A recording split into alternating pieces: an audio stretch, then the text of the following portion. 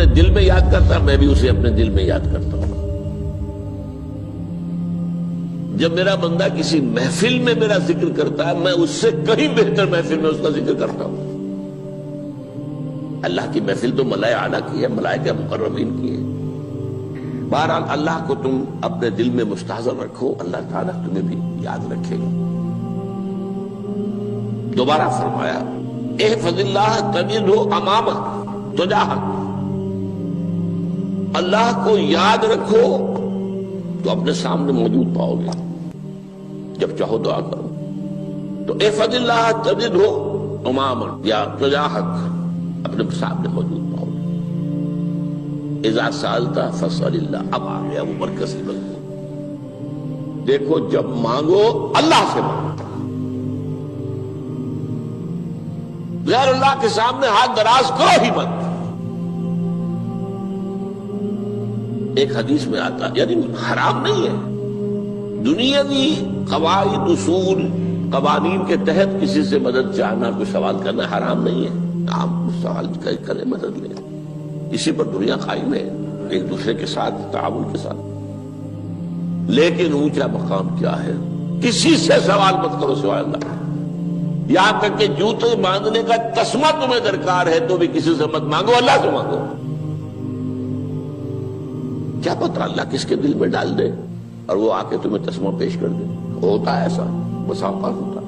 جو اللہ کے ساتھ لو لگا کر رکھنے والے ہیں، ان کے تو ایسے واقعات ہوتے ہیں کہ دل میں ایک بات آئی اور اس کے بعد وہی بات جو ہے وہ کوئی شخص آ گیا اور اس نے وہ بات پوری کر دی۔ کیونکہ لوگوں کے دل جو ہے وہ تو اللہ کے دو انگلیوں کے مابین جو چاہتا پھر دیتا ہے۔ کیا پتہ اللہ کسی فرشتے کو انسانی شکل میں بھیج دے، آتا ہے فرشتہ، آتا ہے انسانی شکل میں، آتا ہے آپ کی تکلیف کو رفع کر دے، آپ کی ضرورت کو پورا کر دے، اسی سے مانگو، کسی اور سے مانگو۔ یہ ہے توحید کا لب لباب۔ یوں سمجھیے اسلام کی جڑ کیا ہے؟ ایمان۔ اسلام کا جو خارجی نظام عمل ہے، انفرادی اعمال ہو، اجتماعی ہو، ان سب کی روح رواں کیا ہے؟ ایمان۔ ٹھیک، ایک بات ہو گئی۔ ایمان کا خلاصہ لب لباب کیا ہے؟ ایمان باللہ۔ جیسے ایمان بالآخرہ بھی ہے، ایمان بالملائکہ ہے، ایمان بالانبیاء ہے، ایمان بالرسل ہے، ایمان بالکتب ہے، ایمان بالقلب ہے، لیکن اصل ایمان، اسی لیے ایمان مجمل میں آپ کو معلوم ہے کسی اور چیز کا ذکر نہیں۔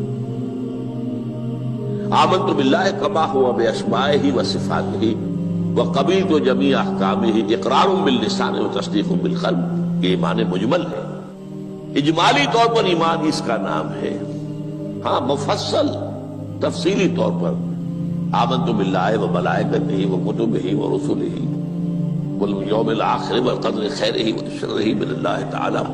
تو اسلام کی جڑ ایمان، اور اسلام کا سارا جو نظام عمل ہے، چاہے انفرادی اعمال ہو چاہے اجتماعی، ان سب کی روح رواں ایمان، اور ایمان کا خلاصہ ایمان باللہ۔ اور ایمان باللہ کا اصل حاصل وہ ہے جو اس حدیث میں آ رہا، اس کے دو ہیں تقاضے، عبادت صرف اسی کی، استعانت صرف اسی سے۔ اس لیے میں نے سورہ فاتحہ کا تذکرہ شروع میں کیا۔ یہ عبادت کا جوہر ہے، عبادت کا جو ہے یہ ایمان کا حاصل، عبادت صرف اس کی ہے اور استعانت صرف اس سے۔ استعانت ہی میں سوال بھی آ گیا، یہ بھی مدد ہے۔ آپ کسی سے کچھ مدد مالی چاہ رہے ہیں یا کوئی اور مدد چاہتے ہیں، کسی کام میں مدد چاہتے ہیں، جیسے میں نے کہا تھا کہ سفارش کرانا چاہتے ہیں، یہ بھی مدد ہے۔ وَإِذَا اسْتَعَنْتَ فَاسْتَعِنْ بِاللَّهِ، اور جب مدد مانگو صرف اللہ سے مانگو۔ اور وہ سارے الفاظ یاد کر لیے، استدعاء، استعانت، استغاثہ، یہ جو غوث اعظم سے استغاثہ کیا جاتا ہے یہ تو شرک ہے۔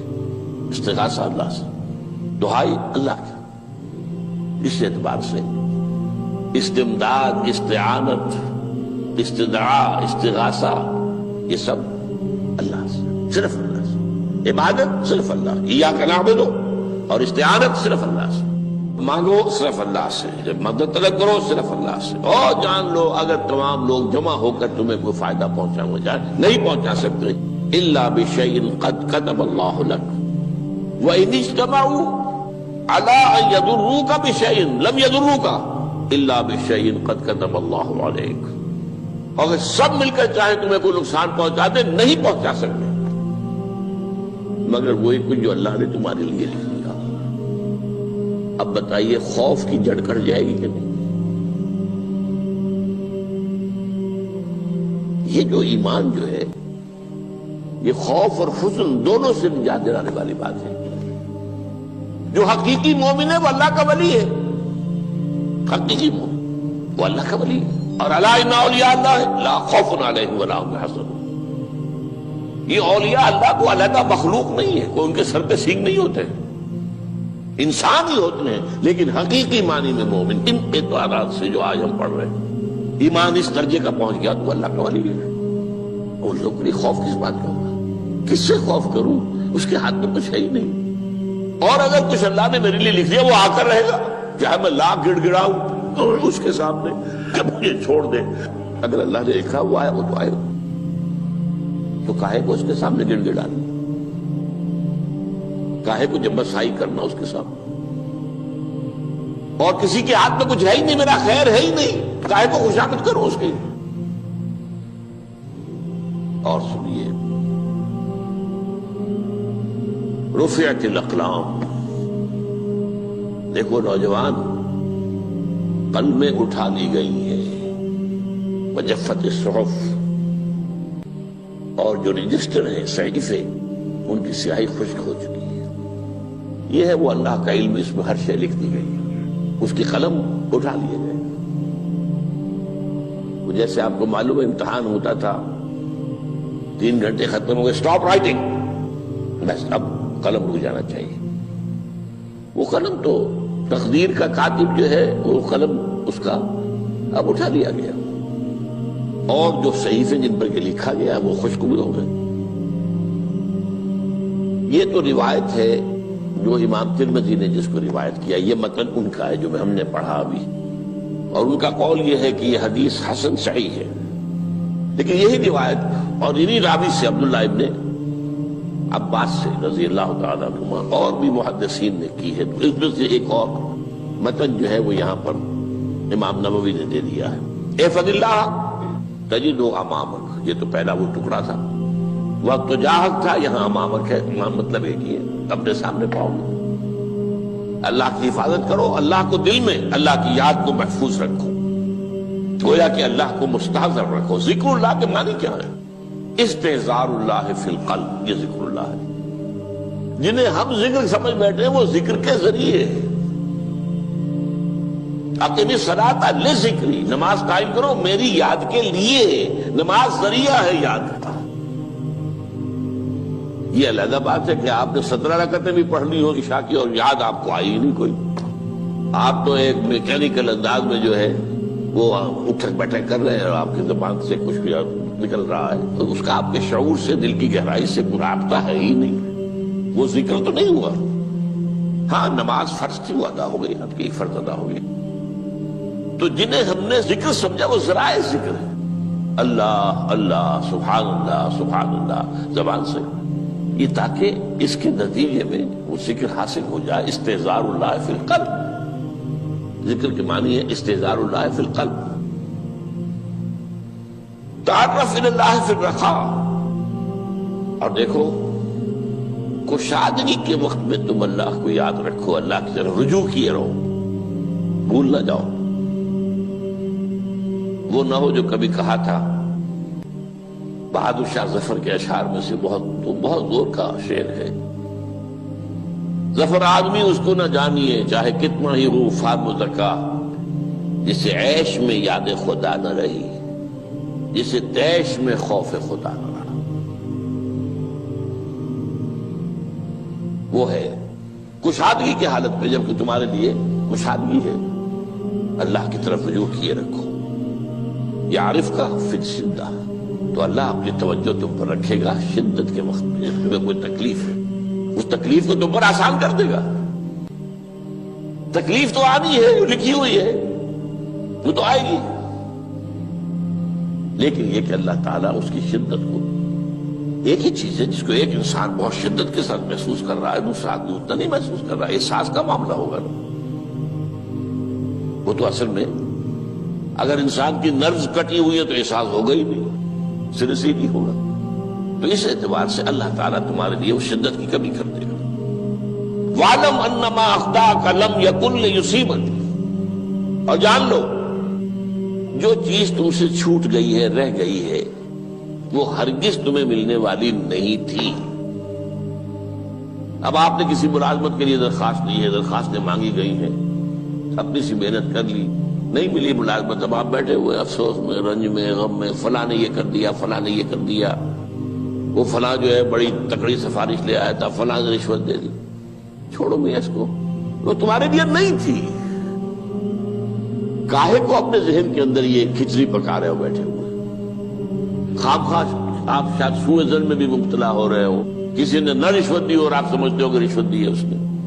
یہ ساری چیزیں جو ساری سیئات، ان کی جھٹپٹ ہے۔ وَاعْلَمْ أَنَّمَا أَخْطَأَكَ لَمْ يَكُنْ لِيُصِيبَكَ وَمَا أَصَابَكَ، اور جو چیز تم پر آ گئی، لَمْ يَكُنْ لِيُخْطِئَكَ، ہو ہی نہیں سکتا تھا کہ وہ تم پر نہ۔ یہ کر لیتا تو ہو جاتا، شاید یہ کر لیتا، میں نے ٹیکا پہلے لگوا دیا ہوتا تو یہ بات نہ ہوتی۔ بھائی وہ جو ہونا تھا وہ ہونا تھا۔ اب یہ وہ چیز ہے جس سے انسان میں کیفیت پیدا ہوتی، تسلیم و رضا۔ ہم بھی تسلیم کی خو ڈالیں گے، بے نیازی تیری عادت ہی صحیح، اے اللہ جو تو نے چاہا مجھے قبول ہے۔ اسی لیے میں نے آپ کو آیتیں سنائی سورۃ تغابن کی، ما اصاب من مصیبت الا باذن اللہ، کوئی مصیبت نہیں آتی مگر اللہ کے اذن سے۔ وَمَن یؤمن باللہ یہد قلبہ، جو اللہ پر ایمان رکھتا ہو اللہ اس کے دل کو ہدایت دے دیتا ہے۔ ہدایت کس بات کی؟ تسلیم و رضا۔ سر دوستاں سلامت کے تو خنجر آزمائی، نہ شبد نصیب دشمن کے شبد ہلاکے تیغت۔ اے اللہ تیری طرف سے ہے، مجھے قبول ہے، اور بظاہر مجھے تکلیف ہو رہی ہے لیکن یقیناً اس میں میرا کوئی خیر ہے۔ بیدک الخیر، تیرے ہاتھ میں تو خیر ہی خیر ہے، جو بھی تیری طرف سے آئے۔ سر تسلیم خم ہے جو مزاج یاد میں، اور یہ مضمون جو ہے زیادہ بڑے پیمانے پر سورہ حدید میں آیا ہے۔ ما اصاب من مصیبت فی الارض ولا فی انفسکم الا فی کتاب من قبل ان نبرأھا، کوئی مصیبت نہیں آتی نہ تمہاری جانوں میں نہ زمین میں زلزلہ آ جانا، سیلاب آ جانا، کچھ اور زمین کا دھنس جانا، یا یہ ہے کہ تمہاری جانوں میں کوئی بخار ہو گیا، کوئی اور تکلیف ہو گئی، اچانک معلوم ہوا کہ انسان جو کینسر ہے، اور کینسر بھی اب 3rd سٹیج کو پہنچ چکا ہے، لیکن جو بھی آیا ہے وہ اللہ کے علم کی کتاب میں پہلے سے لکھا ہوا ہے۔ فی کتاب من قبل ان نبرأھا، یہ کتاب میں درج ہے اس سے پہلے کہ مجھے ظاہر کرے۔ اس کا نتیجہ کیا نکلنا چاہیے؟ لیکن لا تأسوا علی ما فاتکم ولا تفرحوا بما آتاکم، افسوس نہ کیا کرو جو تم سے جاتا رہے، چھوٹ جائے، کوئی عزیز فوت ہو گیا، کوئی موقع ہاتھ سے نکل گیا، ارے بھائی میں چوک گیا، بڑا موقع تھا، اب اس پر افسوس کر رہے ہیں؟ نہیں، جو چیز لیکن لا تأسوا علی ما فاتک ولا تفرحوا بما آتاک، جو اللہ تمہیں دے دے اس پر اتراؤ مت۔ وما اصابک لم یکن لیخطئک واعلم ان النصر مع الصبر، اور جان لو اللہ کی مدد صبر کے ساتھ آتی ہے، جو آئے اس کی طرف سے جھیلو۔ زبان پر کلمہ شکوہ اور شکایت نہ آئے، اللہ سے شکایت نہ آئے، تسلیم و رضا، جو تیری رضا ہے۔ تیری صحت ہمیں منظور ہے، لیکن اس کو مولانا محمد علی جوہر ایک مرتبہ جیل میں گئے، ایک بیٹی بیمار ہوئی، فوت ہو گئی، اس کے بعد دوسری مرتبہ پھر جیل میں گئے، دوسری بیٹی کو وہی بیماری ہوئی، جیل میں اطلاع ملی کہ بیٹی کو یہ بیماری ہو گئی ہے، تو خط لکھا ہے اشعار کی شکل میں، کا آخری شعر یہ ہے: تیری صحت ہمیں منظور ہے لیکن اس کو نہیں منظور تو پھر ہم کو بھی منظور۔ ہم تو چاہتے ہیں میں بیٹی کے تجھے شفا ہو جائے، اسے منظور نہیں تو پھر ہمیں بھی بتا۔ وَاعْلَمْ أَنَّ النَّصْرَ مَعَ الصَّبْرِ وَأَنَّ الْفَرَجَ مَعَ الْكَرْبِ۔ فرج، فراخی، کھل جانا کسی چیز کا، یہ ہے کرب کے ساتھ، تکلیف کے ساتھ، تکلیف ہوتی ہے ساتھ۔ اللہ نے قانون بنایا ہے دنیا کا۔ اب آپ اندازہ کیجئے بچے کی ولادت میں ماں کو کتنی تکلیف اٹھانی پڑتی ہے۔ آج کل تو فیشن ہو گیا ہے، سیدھے سیدھے جاؤ آپریشن کراؤ، تکلیف سے بچ جاؤ، لیکن یہ ہے کہ یہ بھی آپ کے علم میں ہوگا، وہ ساری تکلیف جیسے ہی بچے کو لا کر ماں کے برابر لٹایا ہے، ساری تکلیف ختم، پھر جو راحت اسے میسر آتی ہے۔ ان الفرج مع الکرب وان مع العسر یسرا، اسی لیے میں نے وہ آیتیں بھی پڑھی تھی، ان مع العسر یسرا ان مع العسر یسرا۔ اس دنیا میں یہ اللہ نے نظام بنایا ہے، سختیاں جھیلنی ہی ہوں گی۔ لقد خلقنا الانسان فی کبد، ہم نے انسان کو پیدا کیا مشقت کے اندر، مشقت تو کرنی پڑے گی۔ کسی کی جسمانی مشقت زیادہ، کسی کی ذہنی مشقت زیادہ، مشقت سے چارہ کسی کو نہیں۔ تو یہ ہے ان مع العسر یسرا ان مع العسر یسرا۔